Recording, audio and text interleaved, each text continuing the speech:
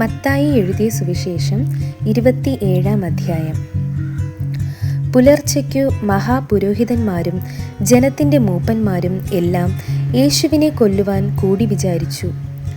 അവനെ ബന്ധിച്ചു കൊണ്ടുപോയി നാടുവാഴിയായ പീലാത്തോസിനെ ഏൽപ്പിച്ചു. അവനെ ശിക്ഷയ്ക്കു വിധിച്ചു എന്ന് അവനെ കാണിച്ചു കൊടുത്ത യൂദാ കണ്ട് അനുതപിച്ചു. ആ 30 വെള്ളിക്കാശ് മഹാപുരോഹിതന്മാരുടെയും മൂപ്പന്മാരുടെയും അടുക്കൽ മടക്കിക്കൊണ്ടുവന്ന്, ഞാൻ കുറ്റമില്ലാത്ത രക്തത്തെ കാണിച്ചു കൊടുത്തതിനാൽ പാപം ചെയ്തു എന്ന് പറഞ്ഞു. അത് ഞങ്ങൾക്ക് എന്ത്, നീ തന്നെ നോക്കിക്കൊള്ളുക എന്ന് അവർ പറഞ്ഞു.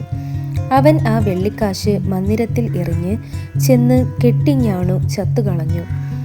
മഹാപുരോഹിതന്മാർ ആ വെള്ളിക്കാശ് എടുത്ത്, ഇത് രക്തവിലയാകയാൽ ശ്രീഭണ്ഡാരത്തിൽ ഇടുന്നത് വിഹിതമല്ല എന്ന് പറഞ്ഞു കൂടി ആലോചിച്ച് പരദേശികളെ കുഴിച്ചിടുവാൻ അതുകൊണ്ട് കുശവന്റെ നിലം വാങ്ങി. ആകയാൽ ആ നിലത്തിന് ഇന്നുവരെ രക്തനിലം എന്നു പേർ പറയുന്നു. ഇസ്രായേൽ മക്കൾ വിലമതിച്ചവന്റെ വിലയായ 30 വെള്ളിക്കാശ് അവർ എടുത്തു. കർത്താവ് എന്നോട് അരുളി ചെയ്തതുപോലെ കുശവന്റെ നിലത്തിനു വേണ്ടി കൊടുത്തു എന്ന് യിരെമ്യാ പ്രവാചകൻ മുഖാന്തരം അരുളി ചെയ്തതിന് അന്ന് നിവർത്തി വന്നു. എന്നാൽ യേശു നാടുവാഴിയുടെ മുമ്പാകെ നിന്നു. നീ യഹൂദന്മാരുടെ രാജാവോ എന്ന് നാടുവാഴി ചോദിച്ചു. ഞാൻ ആകുന്നു എന്ന് യേശു അവനോട് പറഞ്ഞു. മഹാപുരോഹിതന്മാരും മൂപ്പന്മാരും കുറ്റം ചുമത്തുകയിൽ അവൻ ഒന്നും ഉത്തരം പറഞ്ഞില്ല. പീലാത്തോസ് അവനോട്, ഇവർ നിന്റെ നേരെ എന്തെല്ലാം സാക്ഷ്യം പറയുന്നു എന്ന് കേൾക്കുന്നില്ലയോ എന്ന് ചോദിച്ചു.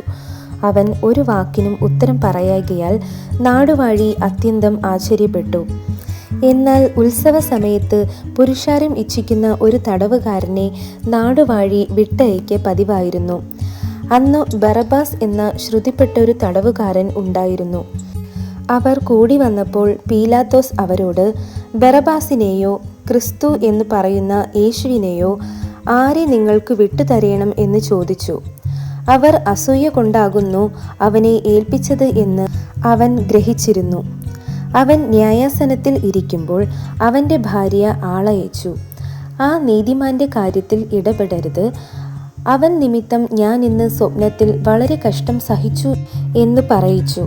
എന്നാൽ ബറബ്ബാസിനെ ചോദിപ്പാനും യേശുവിനെ നശിപ്പിപ്പാനും മഹാപുരോഹിതന്മാരും മൂപ്പന്മാരും പുരുഷാരത്തെ സമ്മതിപ്പിച്ചു. നാടുവാഴി അവരോട്, ഈ തെരുവിൽ ഏവനെ വിട്ടുതരേണമെന്ന് നിങ്ങൾ ഇച്ഛിക്കുന്നു എന്ന് ചോദിച്ചതിന് ബറബ്ബാസിനെ എന്ന് അവർ പറഞ്ഞു. പീലാത്തോസ് അവരോട്, എന്നാൽ ക്രിസ്തു എന്ന യേശുവിനെ എന്തു ചെയ്യേണ്ടു എന്ന് ചോദിച്ചതിന് അവനെ ക്രൂശിക്കണം എന്ന് എല്ലാവരും പറഞ്ഞു.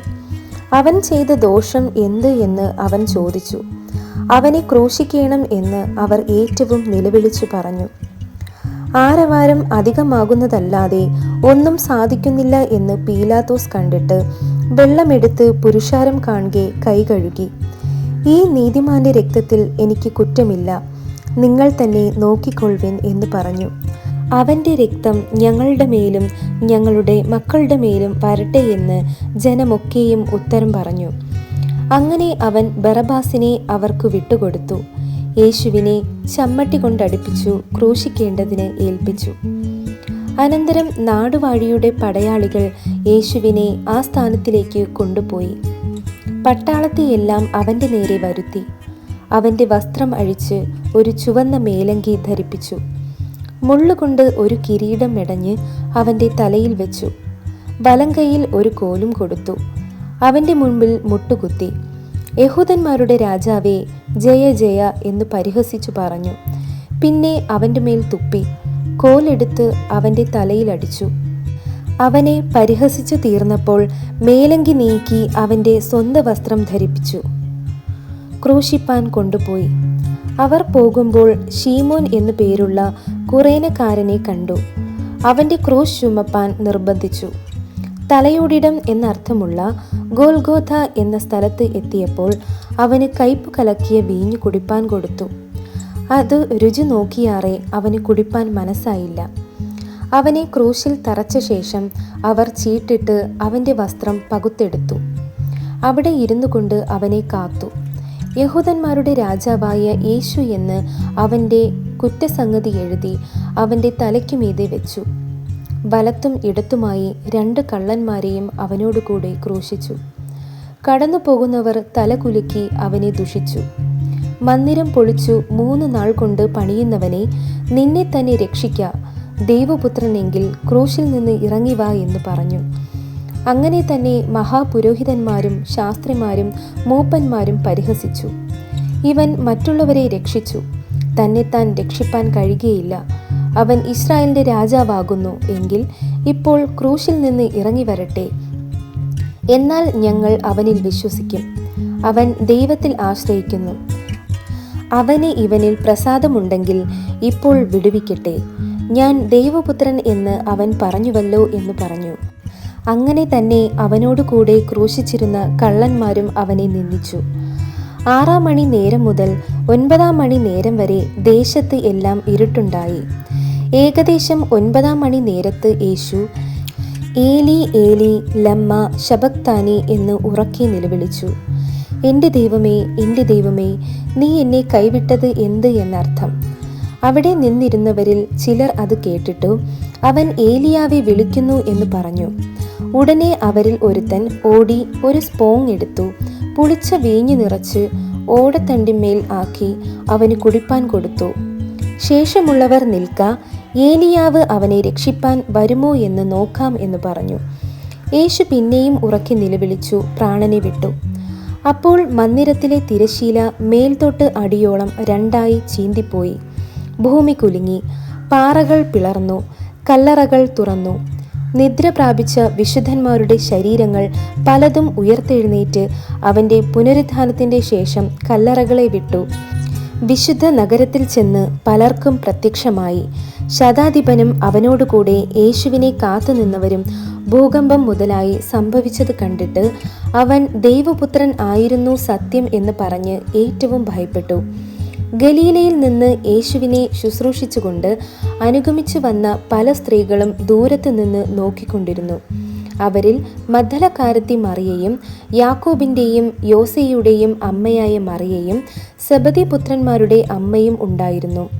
സന്ധ്യയായപ്പോൾ അരിമഥ്യക്കാരനായി യോസേഫ് എന്ന ധനവാൻ, താനും യേശുവിൻ്റെ ശിഷ്യനായിരിക്കയാൽ വന്ന് പീലാത്തോസിൻ്റെ അടുക്കൽ ചെന്ന് യേശുവിൻ്റെ ശരീരം ചോദിച്ചു. പീലാത്തോസ് അത് ഏൽപ്പിച്ചു കൊടുപ്പാൻ കൽപ്പിച്ചു. യോസേഫ് ശരീരം എടുത്തു നിർമ്മല ശീലയിൽ പൊതിഞ്ഞ് താൻ പാറയിൽ വെട്ടിച്ചിരുന്ന തൻ്റെ പുതിയ കല്ലറയിൽ വെച്ചു. കല്ലറയുടെ വാതിൽക്കൽ ഒരു വലിയ കല്ല് ഉരുട്ടി വെച്ചിട്ട് പോയി. കല്ലറയ്ക്ക് എതിരെ മഗ്ദലക്കാരത്തി മറിയയും മറ്റേ മറിയയും ഇരുന്നിരുന്നു. ഒരുക്കനാളിൻ്റെ പിറ്റേ ദിവസം മഹാപുരോഹിതന്മാരും പരീശന്മാരും പീലാത്തോസിൻ്റെ അടുക്കൽ ചെന്നുകൂടി. യജമാനനെ, ആ ചതിയൻ ജീവനോടിരുന്നപ്പോൾ 3 നാൾ കഴിഞ്ഞിട്ട് ഞാൻ ഉയർത്തെഴുന്നേൽക്കും എന്ന് പറഞ്ഞ പ്രകാരം ഞങ്ങൾക്ക് ഓർമ്മ വന്നു. അതുകൊണ്ട് അവൻ്റെ ശിഷ്യന്മാർ ചെന്ന് അവനെ മോഷ്ടിച്ചിട്ട് അവൻ മരിച്ചവരുടെ ഇടയിൽ നിന്ന് ഉയർത്തെഴുന്നേറ്റു എന്ന് ജനത്തോട് പറയുകയും ഒടുവിലത്തെ ചതിവ് മുമ്പിലത്തേതിലും വിഷമമായി തീരുകയും ചെയ്യാതിരിക്കേണ്ടതിന് 3-ാം നാൾ വരെ കല്ലറ ഉറപ്പാക്കുവാൻ കൽപ്പിക്ക എന്ന് പറഞ്ഞു. പീലാത്തോസ് അവരോട്, കാവൽക്കൂട്ടത്തെ തരാം, പോയി നിങ്ങളാൽ ആകുന്നിടത്തോളം ഉറപ്പുവരുത്തുവിൻ എന്ന് പറഞ്ഞു. അവൻ ചെന്ന് കല്ലിന് മുദ്ര വെച്ചു കാവൽക്കൂട്ടത്തെ നിർത്തി കല്ലറ ഉറപ്പാക്കി. ഈ വായിച്ചുകേട്ട തിരുവചന വേദഭാഗങ്ങളാൽ ദൈവം നമ്മെ ഓരോരുത്തരെയും സമൃദ്ധമായി അനുഗ്രഹിക്കുമാറാകട്ടെ. ആമേൻ.